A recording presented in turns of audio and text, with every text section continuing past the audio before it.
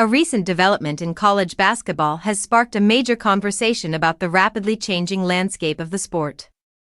Baylor University's announcement that it had added center James Nnaji, a former second-round NBA draft pick who has played professionally in Europe, felt like a crossing into new territory. This is not a player who simply turned pro too early and is now seeking a second chance.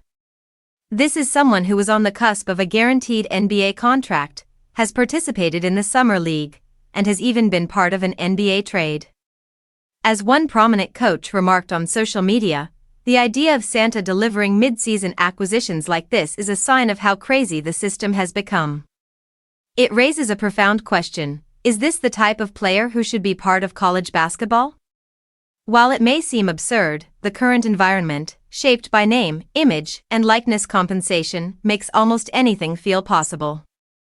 Some programs have even reportedly inquired about players on NBA two-way contracts. It is important to note that schools like Baylor are not to blame.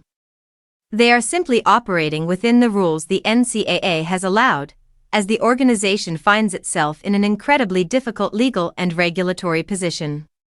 The NCAA is grappling with a new reality where the traditional line between amateur college athletes and professionals has all but vanished. Past eligibility denials over small payments now seem trivial compared to the current system where schools can arrange buyouts of professional contracts. The association faces a legal environment where courts are increasingly granting players extra years of eligibility and preliminary injunctions to play, eroding its enforcement power.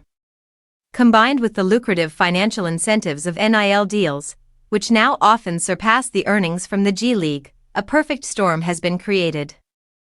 Schools are looking everywhere for talent, and players are seeking the most profitable path. Some legal analysts suggest this could be a strategic move by the NCAA to argue that college basketball is just one option in a broader professional market, not a monopoly, which could change antitrust analysis.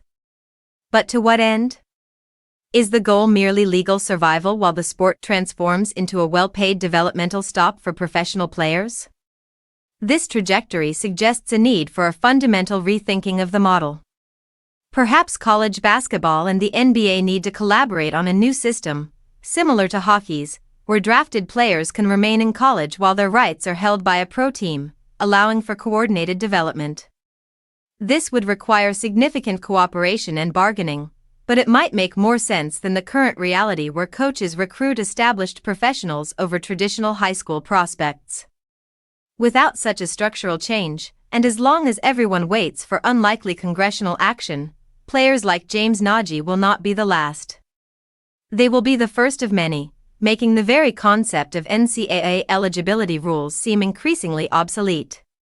The sport is at a crossroads, and the decisions made now will define what college basketball becomes.